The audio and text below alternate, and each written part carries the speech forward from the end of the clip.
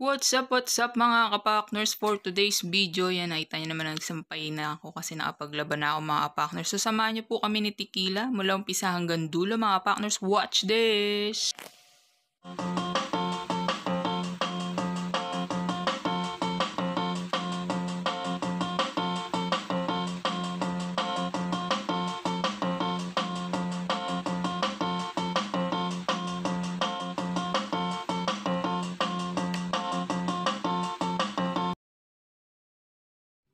So mga partners, maglalaro kami ni Teki ng flashlight. Yan yung favorite niyang laruin mga partners. Gabi-gabi, naglalaro muna kami niyan.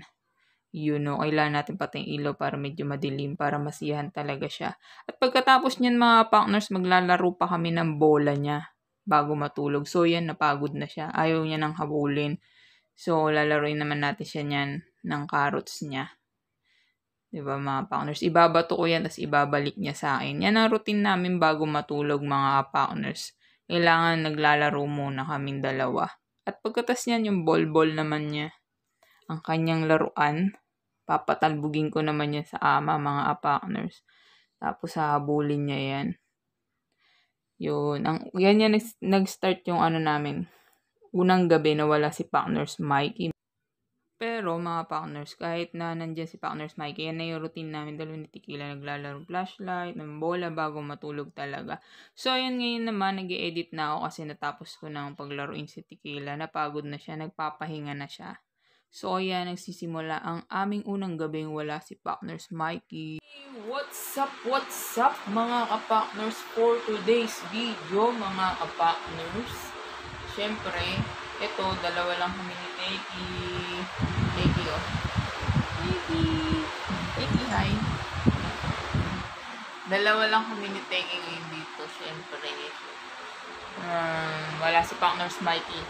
Pumunta siya ng Kalamba ngayon. So, linggo pa siya uuwi. So, Friday ngayon, bukas Sabado. Tapos, linggo pa siya uuwi. Umuwi siya sa kanyang pinakamahal ng mami.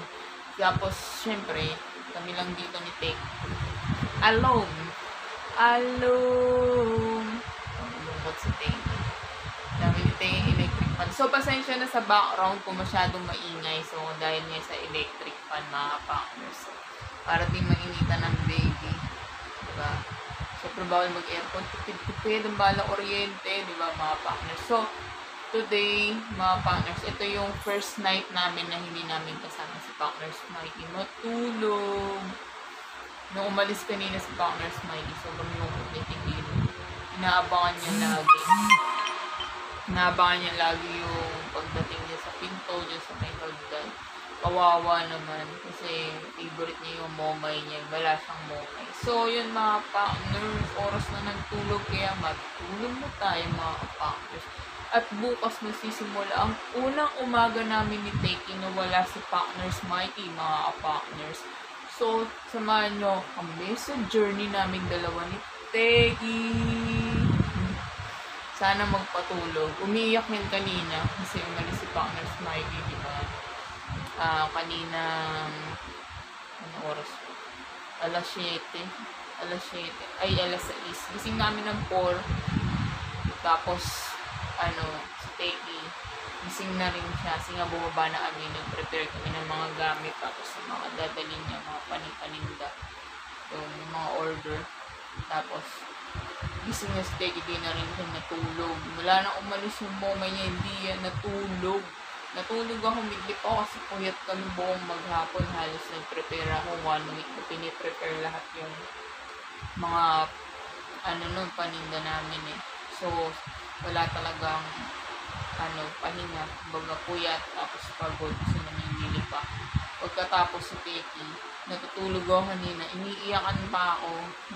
Kala ko kasi kanina mabibidyohan ko.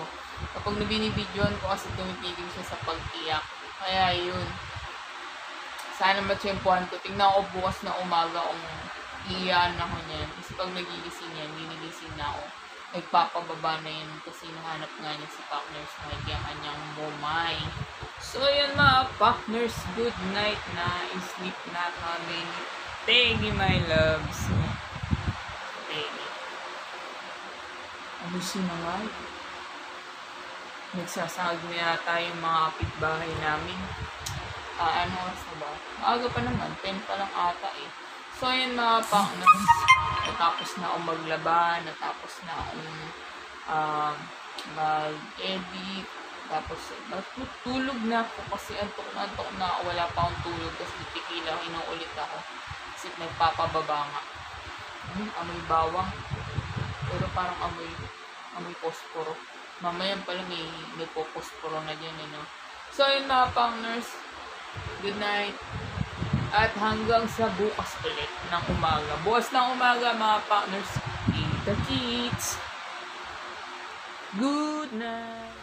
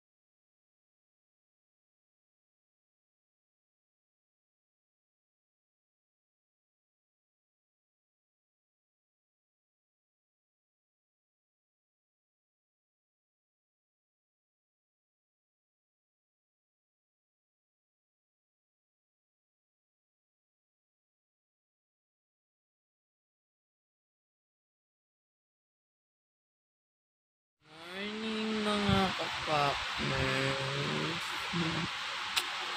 Good morning, Teki.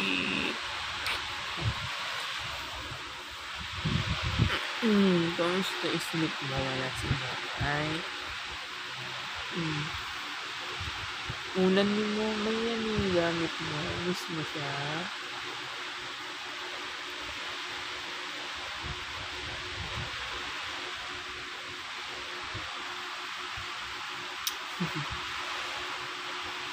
Go down.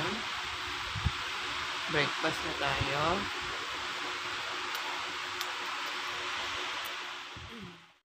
Isang maulan at magandang umaga sa inyong lahat mga kapakners. So napasarap ang tulog ko. Hindi ko na malaya na umuulan pala mga partners. Buti na lang yung sampay ko sinilong ko. Hindi ko binilid sa labas. So ayan si Tequila, hala niya bababa na kami. Hindi niya pa alam na magliligpit pa kami ng hinigaan namin. Diba? So ayan, malakas pa yung ulan. Buti na lang hindi ko sinampay sa labas yung aking sinampay na asilong may bubong dyan sa gilid. So, simulan na natin mag-brush ng mga balahibo ni Tequila sa mga bedsheet at sa ating mga punda dyan. So, yung si Tequila pa nanonood lang sa akin. Nagtataka siguro siya. Hindi pa kami bumababa. Kasi kapag mga partners umaga, ako lang yung nandito sa taas para magligpit ng hinigaan. Silang dalawa ni partners Mikey, bumababa na yan, nauuna na sila. So, syempre, wala siyang asama sa baba. Kaya yan, nandito pa siya. Hindi naman pwede yan unahin ibaba mga partners kasi tatahol at tatahol yan. Si Tequila kasi hindi siya marunong umakyat ng hagdan, hindi siya marunong bumaba. Kasi noon tinatry naman niya, ang problema mga partners, ilang beses siyang nahulog sa hagdan, parang nadala siya, natakot. Matatakotin yan kahit sa heights, hindi yan basta-basta gagalaw pag sinampa nyo sa isang mataas na table or mataas yung upuan. Takot siya mga partners. Kaya yan, kailangan talaga ibababa ko siya at iaakyat namin siya. So, bababa na tayo mga partners. Yan, takot siya dyan sa hagdan kasi ilang beses na siya nahulog dyan. Pero maganda na rin mga partners kasi hindi siya nag-aakyat baba. Hindi kagaya ng ibang aso na akyat taas, akyat panaog, diba? At least siya, kung kailan lang siya namin iaakyat, doon lang siya iaakyat. Kung kailan siya ibababa, doon lang namin siya ibababa. So, hanggang sa nakalakihan niya na hindi na siya umaakit baba mga partners kasi takot na siya sa hagdan. Kasi ilang beses na siya nahulog. Bata pa siya, nag-start na siyang mag-akit panaog pero halos ilang beses na siyang nahulog. Kaya nung isang taon na siya, hindi na siya umakit sa hagdan. Hindi na siya nag-try.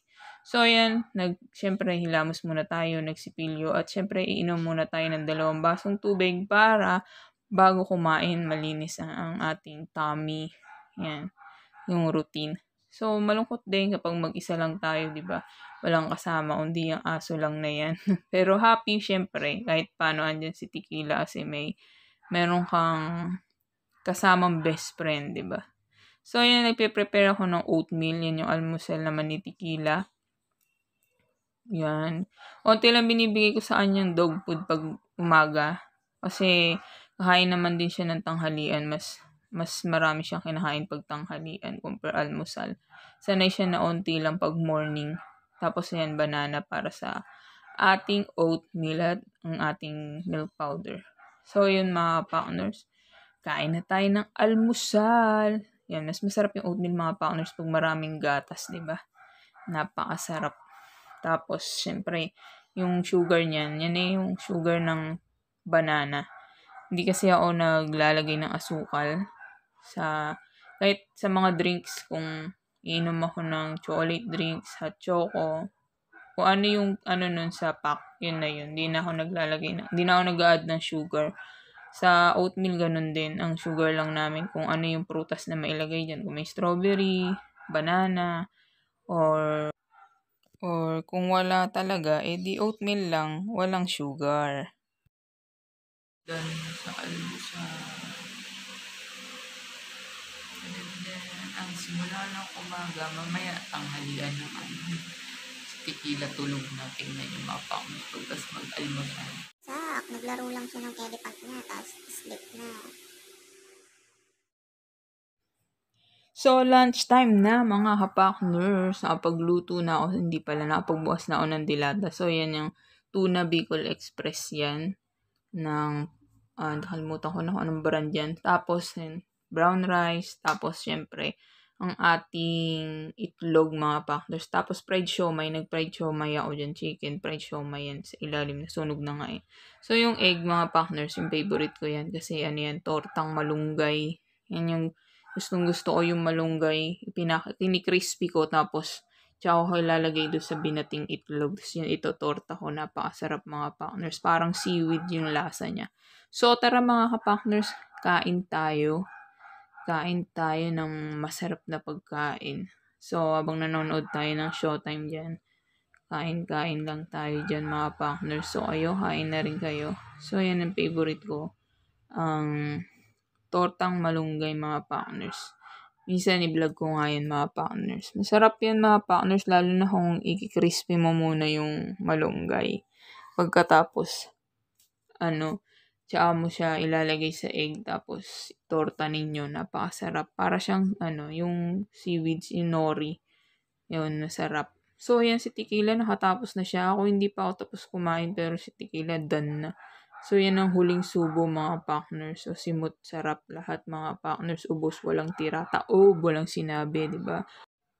So, yun mga partners, work na tayo. Tapos, nagmimerienda lang ako dyan ng chocolate cake habang nanonood ng ating Everybody Sing ni Vice Ganda. Pagkatapos, syempre, merienda lang. Tapos yan, syempre nakapag-shower na ako. Tapos, Tequila, malinis na rin. Gabi na, kaya nag-continuous na lang ako dito sa taas. Ginuulit ako ni Tequila kasi gusto niya makipaglaro, mga partners. Napakulit. What's up mga ka-partners? Dito na nagtatapos ang journey namin dalawa ni Teki mga ka-partners. So, gabi na naman. Yan. Gabi na ng Sabado mga ka-partners. Bukas dadating na si partners Mikey mga ka-partners, di ba? Si Momay ni Tequila. So, yun mga ka-partners. Ayun ang aking partners ngayon, no? Tulog na ang aking ka-partners. Kaya matutulog na rin ako. At natapos na ako mag-work hard. Nakapag-edit na rin ako. At ano pa ba gagawin ko? Wala na, matutulog na lang. So yun mga partners, kung nagustuhan nyo po ang video namin ni Teki mga partners, syempre po huwag nyo pong kalimutan na mag-thumbs up. At syempre huwag niyo pong kalimutan na mag-subscribe mga partners at i-click ang notification bell button para lagi pong update sa mga bagong video ina-upload po namin. At syempre po na-subscribe na po kayo. Thank you very much. Thank you very much. Thank you very much mga partners. At hanggang sa susunod mga ka-partners. Bye-bye!